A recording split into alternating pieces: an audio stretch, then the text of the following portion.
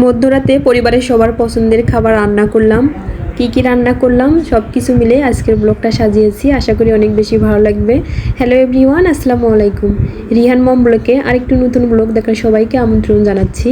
কাছে এবং দূরে, দেশ এবং দেশের বাহিরে যে যেখান থেকে আমার ভিডিওটি দেখছেন, সবাই আল্লাহর রহমতে অনেক ভালো আছেন, সুস্থ আছেন। পরিবারের সবার পছন্দের খাবারগুলো যদি রান্না করা হয়, তারা যদি তৃপ্তি সহকারে খায়, দেখে অনেক বেশি ভালো লাগে। তখন কষ্টটা কষ্ট মনে হয় না, মনে হয় যে না, যেহেতু তারা তৃপ্তি সহকারে খেয়েছে, অনেক বেশি ভালো লাগে, তাই না? এই তো আমি এখন একটু নাস্তা রেডি করে নিচ্ছি। আমি লুডুস রান্না করে নিচ্ছি। লুডুসগুলো প্রথমে আমি একটু পেঁয়াজ আর একটু মরিচ হালকা ভেজে নেওয়ার পর একটা ডিম স্ক্র্যাম্বল করে নিয়েছি। তারপর সিদ্ধ করে রাখা লুডুসগুলো দিয়ে দিচ্ছি। এখন মশলাটা দিয়ে দিব। লাস্ট পর্যায়ে একটু টমেটো সস দিয়ে দেবো। তারপর একটু সয়া সস দিয়ে দিচ্ছি। একটা সময় লুডুস অনেক বেশি মজা লাগতো, অনেক বেশি ভালো লাগতো। তবে রিহানের জন্য রেগুলার রান্না করার কারণে লুডুসটা এখন অত বেশি মজা লাগে না। এই তো লুডুসটা আমার রান্না কমপ্লিট। যারা এখন পর্যন্ত আমার এই ভিডিওটি ধৈর্য সহকারে দেখছেন কিন্তু লাইক দিতে ভুলে গিয়েছেন, প্লিজ আমার ভিডিওটিতে একটা লাইক দিয়ে সম্পূর্ণ ভিডিওটি দেখার অনুরোধ রইল। যারা লাইফস্টাইল ব্লগগুলো দেখতে পছন্দ করেন, প্লিজ আমার পেজটিতে একটা ফলো দিয়ে পাশেই থাকবেন।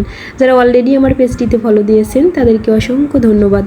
তারপর এই তো আমি একটু রং চা খেয়ে নিচ্ছি, যেহেতু রিয়ানের বাবা চা খাবে না, এই তো আমি একটু খেয়ে নিচ্ছি। আমি বেশ কয়েকদিন আগে একটা শপিং ব্লগ আপনাদের সঙ্গে শেয়ার করেছিলাম, তখন আমি এই ব্যাগটা কিনেছিলাম। অনেক আপুরা আমাকে কমেন্টে জানিয়েছেন যে ব্যাগটা আমাকে দেখার জন্য। এই তো ব্যাগটা একটু দেখিয়ে দিচ্ছি। যেহেতু গাইবান্ধায় আমি এইবার বাবার বাড়িতে ঈদ করব, গাইবান্ধা যাওয়ার সময় টুকিটাকি কসমেটিক, তাছাড়া বাচ্চার জন্য অনেক কিছুই নিতে হয়। এরকম বড় সাইজের ব্যাগগুলো অনেক বেশি সুবিধা হয়, অনেক কিছু এখানে নেওয়া যায়। তাছাড়া ব্যাগের ভিতরের স্পেসটা অনেক বেশি বড় ছিল, এখানে অনেক কিছুই নেওয়া যাবে। একটা সময় এই ব্যাগগুলো অনেক বেশি ইউজ করা হতো স্টুডেন্ট লাইফে। এই ব্যাগের সঙ্গে একটা বড় সাইজের বেল্ট ছিল। ব্যাগটা কেমন হয়েছে অবশ্যই কিন্তু কমেন্ট করে জানাবেন। আমার কাছে তো অনেক বেশি ভালো লেগেছে।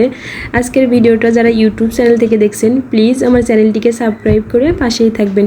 যারা অলরেডি এই কাজটি করেছেন তাদেরকে অসংখ্য ধন্যবাদ। তারপর এখন একটু আমি আমার রান্নাঘরটা পরিষ্কার করব, এই জন্য রান্নাঘরে চলে আসলাম।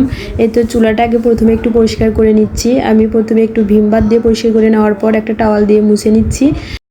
যেহেতু আমার চুলার পাশের স্পেসটা অনেকটাই বেশি ছোট, এই জন্য এভাবেই আমি চুলাটা সাজিয়ে নিয়েছি। এক আপু আমার রান্নাঘরটা দেখতে চেয়েছিলেন। আসলে আমার রান্নাঘরটা একদম সাদামাটা, সাধারণভাবে সাজানো গোছানো। এই তো এখন একটু রান্না করব, যেহেতু রান্নাঘরটা সুন্দরভাবে পরিষ্কার করে নিয়েছি। রান্নাঘর পরিষ্কার থাকলে রান্না করতে অনেক বেশি ভালো লাগে। আমি গরু মাংস রান্না করব, তারপর পোলাও আর সালাদ। এখন প্রায় রাত 10:30 থেকে 11টা বাজে, এজন্য পুরো রেসিপিটা আপনাদের সঙ্গে শেয়ার করিনি। আসলে যেহেতু অনেকটা বেশি রাত হয়েছে। এই তো মাংসটা আমি একটু বাগার দিয়ে দিচ্ছি। ভেবেছিলাম যে গ্যাস আসবে, কিন্তু এখন পর্যন্ত গ্যাস ঠিকভাবে আসেনি। এই তো একটু গ্যাস আসছে এখন। তারপর আমি আগামীকালের জন্য কিছু রান্না করে রেখে দেবো। গরু মাংস দিয়ে মিষ্টি কুমড়া রান্না করে রেখে দিচ্ছি। তারপর পাশের চুলে আমি এখন পোলাওটা রান্না করব। মিষ্টি কুমড়া রান্না করার জন্য আমি প্রথমে মশলাটা কষিয়ে নিয়েছি, তারপর মিষ্টি কুমড়াগুলো দিয়ে দিয়েছি। এই তো মিষ্টি কুমড়াও আমার রান্না কমপ্লিট। তারপর আমি কিছুর মধ্যে গরুর মাংস দিয়ে দিয়েছি। ভেবেছিলাম যে যেহেতু বাসায় আজকে গ্যাস ঠিকঠাকভাবে আসছে না, আজকে রান্না করব না, আগামীকাল রান্না করব। কিন্তু রিহান বলছিল যে না, সে আজকে খাবে পোলাও আর মাংস, এই জন্য রান্নাটা করলাম। আসলে বাচ্চারা আবদার তো মানতেই হবে। এখন আমি পোলাওটা রান্না করব। এই তো একটা পাত্রে আমি পরিমাণ মতো তেল দিয়ে দিয়েছি। তারপর পোলাওয়ের চালগুলো দিয়ে দিচ্ছি। চালগুলো ভালোভাবে ধুয়ে পানি ঝরিয়ে রেখেছিলাম বেশ কিছুক্ষণ। তারপর এখন আমি চালগুলো ভালোভাবে ভেজে নেওয়ার পর পরিমাণ মতো পানি অ্যাড করব, গরম পানি। এখন সামান্য পরিমাণ আদা রসুন বাটা দিয়ে দিচ্ছি। স্বাদ মতো লবণ আর 2-3টা কাঁচামরিচ দিয়ে দিব। লাস্ট পর্যায়ে একটু ঘি দিয়ে দিচ্ছি। তারপর কয়েকটা কিশমিশ দিয়ে দিব। আসলে পোলাওতে কিশমিশ দিলে অনেক বেশি ভালো লাগে, তাছাড়া সবাই অনেক বেশি পছন্দ করে। এই তো এইদিকে রিহানের বাবা সালাডটা রেডি করেছে, যেহেতু অনেক বেশি লেট হয়ে গিয়েছে। তাহলে আজকে পর্যন্ত, সবাই ভালো থাকবে।